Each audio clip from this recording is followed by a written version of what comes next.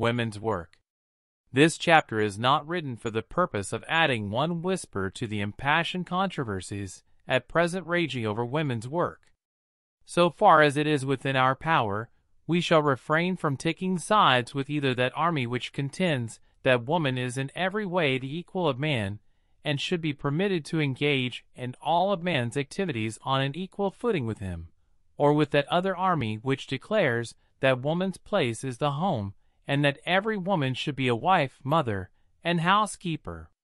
Doubtless there are many wholesome and needed reforms being agitated with reference to women's work. Doubtless, also, there are many pernicious changes being advocated by both the sincere but mistaken and the vicious and designing. It is not the purpose of this chapter to discuss these reforms, or to favor, or to oppose any of them. We shall, in this chapter, discuss the problem of vocation for women under present conditions. Broad scope of women's work. The present day finds women at work in practically every field of human endeavor. There is no profession, business, trade, or calling which does not count women amongst its successful representatives. Nor does the fact that a woman is married, has a home and children, debar her from achievement in any vocation outside the home which she may choose. Madame Ernestine Schumann Heink, with her 8 children, Elizabeth Cady Stanton, with her 10 children, Catherine Booth Cliburn, with her 10 children, Ethel Barrymore, with her family, Mrs. Ned Schurz, proprietor of the Boston store in Chicago, with her family, Mary Roberts Reinhardt, with her children, Madame Louise Homer, with her little flock, and thousands of others are examples of women who have been successful not only as homemakers, but also in art, literature, professional or commercial vocations. Since this is true, it follows that, theoretically at least, woman may choose her profession in precisely the same way that man chooses his. Practically, however, this is not true in most cases.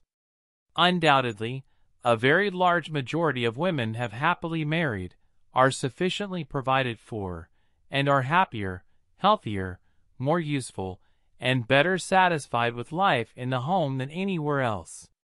Notwithstanding the fact that our girls, almost without exception, enter upon the important vocation of wifehood, motherhood, and homemaking with almost no proper training, their aptitudes for the work are so great and their natural intuitions in regard to it so true, that unquestionably, large numbers of them in the United States are happy and satisfied, and have no part and no interest in all the hue and cry in regard to women's rights or women's work.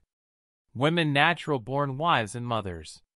The natural tendency of the majority of women for maternity and homemaking must be taken into consideration. Some boys play with weapons, others with machinery. Still others are interested in dogs and horses.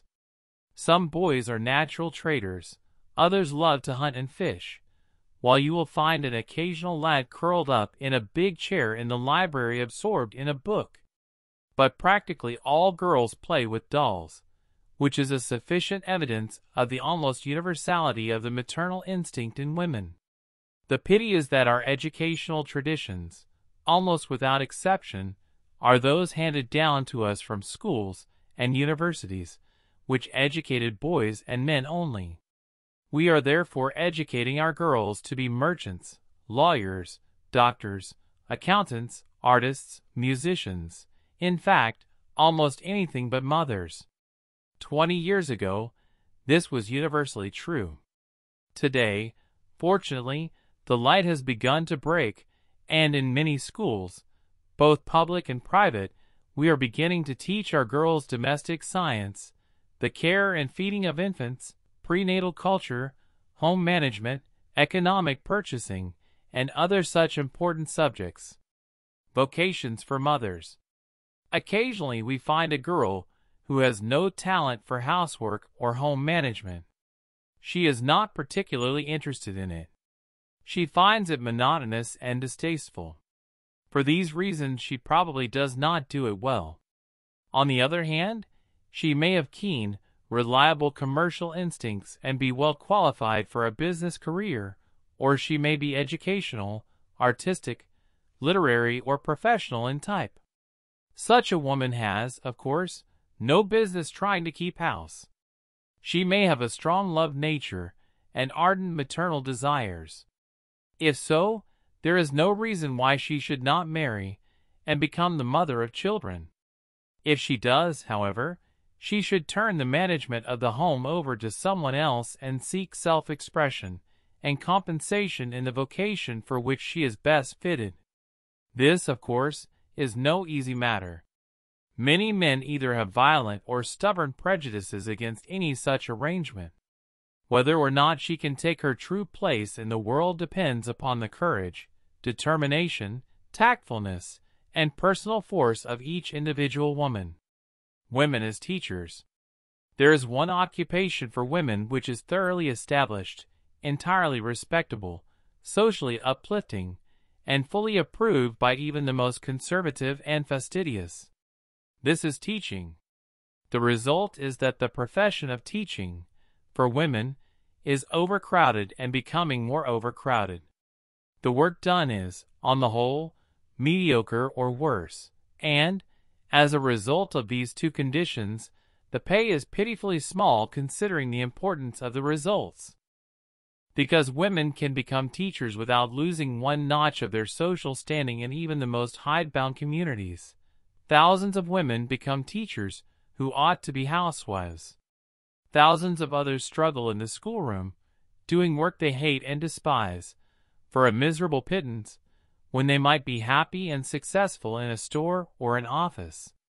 We have met women teachers who ought to have been physicians, others who ought to have been lawyers, others, many of them, who ought to have been in business, and still others, thousands of them, who ought to have been in their own homes. And, naturally enough, we have also met women in the professions, and in business, and in their homes, who ought to have been teachers, but not nearly so many. The true teacher has three fundamental qualifications. First, a love of knowledge. Second, a desire to impart knowledge. And third, a love of young people. Added to these should be patience, firmness, tactfulness, knowledge of human nature, facility in expression, reasoning power, enthusiasm, and a personality which inspires confidence.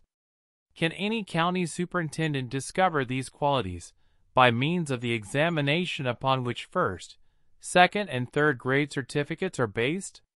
Have the members of any average school board the discrimination necessary to determine the presence or absence of these qualities in any candidate who brings her certificate? Women in business. The business world suffers from the presence in the ranks of its workers of thousands of hopelessly inefficient girls who have no aptitudes for business, or even for the minor detailed processes of commercial activity. They take no real interest in their work. They have no particular ambition for advancement. Their one motive for condescending to grace the office with their presence at all is to earn pin money, or perhaps to support themselves in some fashion until they marry. It is true that some of these girls might be taught to be reliable and efficient in their work if they could be persuaded to take an interest in it, to look upon it as something more potent and more important than a mere stopgap. Many of them, no doubt, could be trained to earn salaries which would pay them to continue in business even after marriage. Women in domestic service. Others of these girls are utterly unfitted for office work. Some of them would succeed very well as teachers, some as artists, and others as musicians. Like so many of their brothers, however, they have followed the line of least resistance, regardless of their aptitudes. Most of these girls belong in the home. They are quite justified in looking forward to matrimony as their true career. How much better if they would only earn the necessary pin money in domestic service. From a monetary point of view, $30 a month, with board, room, laundry, and many other necessities furnished, is a princely compensation compared with the $5 or $8 a week received by most girls in an office.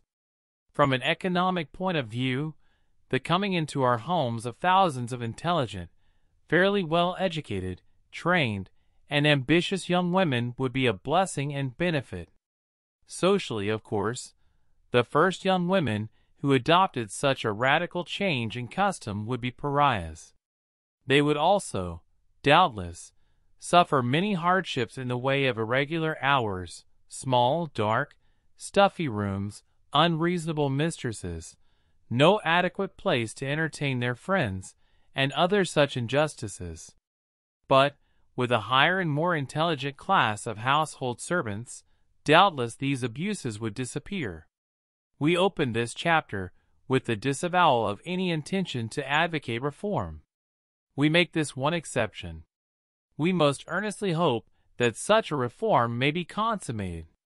At the same time, we have an uneasy suspicion that we are sighing for the moon. The tragedy of bad cooking. The whole problem of household management is just now a very serious one. When the maid is ignorant, untrained, and, as is so often the case, slack, wasteful, and inefficient, the situation is, in all conscience, bad enough. But when the mistress is only a little less ignorant than her servant, is equally slack, and perhaps even more inefficient, the high cost of living gets a terrific boost in that household, while comfort, wholesomeness, and adequacy of living are correspondingly depressed. One of the saddest elements in our consultation work is the stream of both men and women who lack courage, aggressiveness, initiative, mental focus, and personal efficiency generally because they are deficient in physical stamina. Their whole life is, as it were, subnormal. With inherent qualifications for success, they are, nevertheless, threatened with failure because, to use the language of the ring, they lack the punch. The trouble with 9 out of 10 of these unfortunates is that they are undernourished.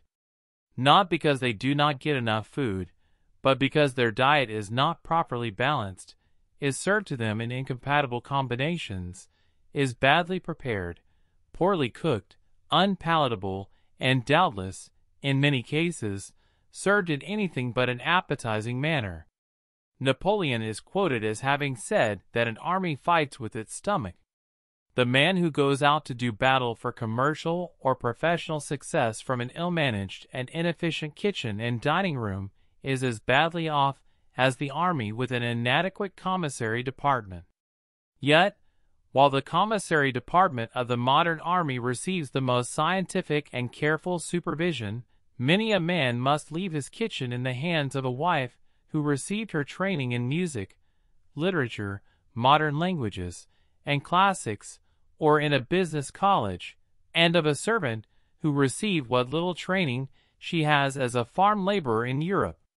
There is no denying the truth that if housewives themselves were scientifically trained, we should have a far higher average of training and efficiency amongst domestic servants. One of the consequences of our deplorable self-consciousness in the matter of sex is that we have been too prudish frankly to train our girls to become successful wives and mothers. The result is that, when it becomes necessary for them to earn money before their marriage, instead of gaining experience in housekeeping, cooking, and purchasing, they have taken up the stage, teaching, factory work, office work, and retail selling. As we have seen, a great many of them are misfits in these callings. Good food is wasted, good stomachs are impaired, and good brains and nerves deteriorate because, as a general rule, only those who are too ignorant or too inefficient for office work or factory work can be induced to take service in our kitchens.